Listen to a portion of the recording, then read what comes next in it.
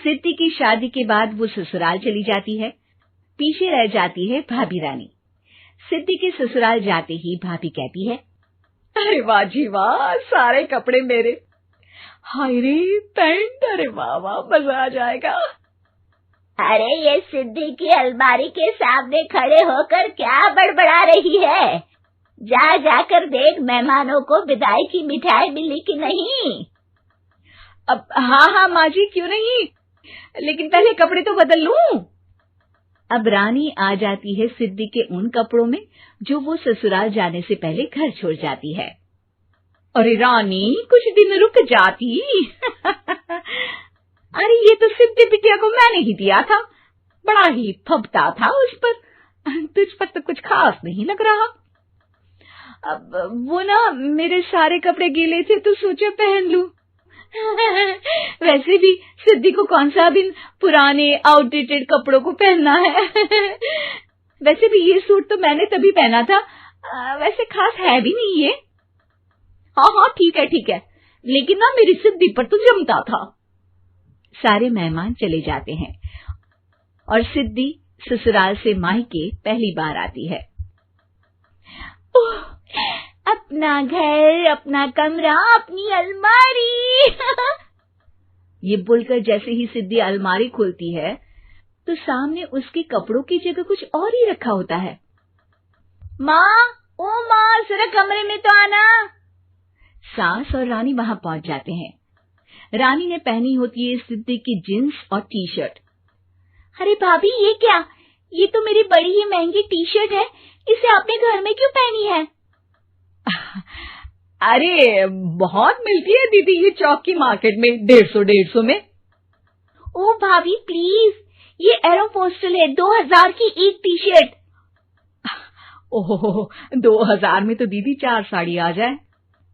अब क्या बोलूं? भाभी, ये मेरी अलमारी में छोटू के कपड़े, तो मेरे कपड़े कहाँ हैं? मेरी अलमारी में? अब दीदी आपको कौन से पुराने कपड़े पहनने थे? माना भाभी, लेकिन मैं जब घर आती तो यही सब पहनती ना। अरे तुम तो बड़ी कंजूस हो दीदी। खैर, वक्त आता है जब सिद्धि ससुराल के लिए रवाना हो रही होती है।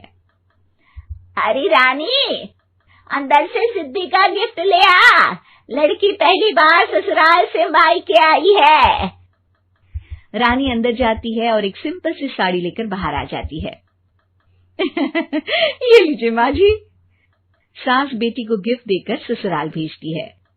अगले दिन रानी एक सुंदर सी साड़ी पहनकर सामने आती है। अरे रानी, ये तो वो साड़ी है जो मैंने सिद्धि को देने के लिए दी थी जब वो ससुराल ले जाती, लेकिन ये तूने कैसे पहन ली? अरे माँ जी, ये साड़ी तो मुझे बहुत पहले से ही पसंद थी, लेकिन चिंता ना करिए, मैंने सिद्धि के लिए भी अच्छी सी साड़ी दी है। हाँ। तभी सिद्धि का फोन आता है। क्या माँ, कुछ अच्छा तो दिया होता ससुराल ले जाने के लिए। अरे पहले दिखा दिया होता। ये चमकते हुए पैकेट में नौकरानी वाली साड़ी मत दिया करो माँ। अरे बेटे, वो तेरी भाभी ने ना गलती से उससे पैकेट बदल गया। हाँ, मैं कल ही तेरे भाई के हाथ से तेरा वाला पैकेट भेज दूंगी। अरे रहने दो माँ, आई एम श्योर भाभी ने अभी वही साड़ी पहनी होगी जो तुमने मेरे लिए रखी थी। तुम तो समझ नहीं पाई उनको। खैर छोड़ो, मैं ज्यादा बोलती अच्छी नहीं लगती, रहने दो, आपको उन्हीं के साथ रहना है, फिर बात करेंगे। सास को रानी पर गुस्सा आ जाता है। वो उसके कमरे में जाती है जहाँ वो शादी का एल्बम देख रही होती है। रानी, मार्केट जाकर एक ऐसी ही साड़ी लेकर आ, कल प्रतीक जाकर सिद्धि के घर दे आएगा। अरे क्यों माँ जी, कितनी साड़ी देनी है दीदी को? यहाँ कोई सेल लगी है क्या?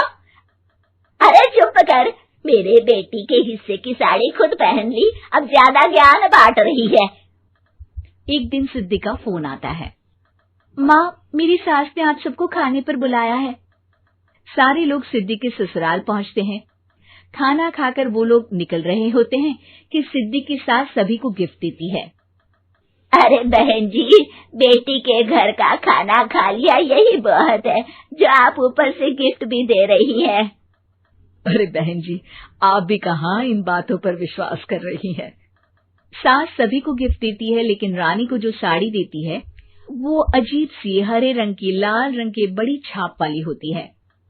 अरे छी, ये कौन पहनेगा? सासू माँ को तो जरी वाली इतनी सुंदर, और मेरे लिए ये नौकरानी वाली।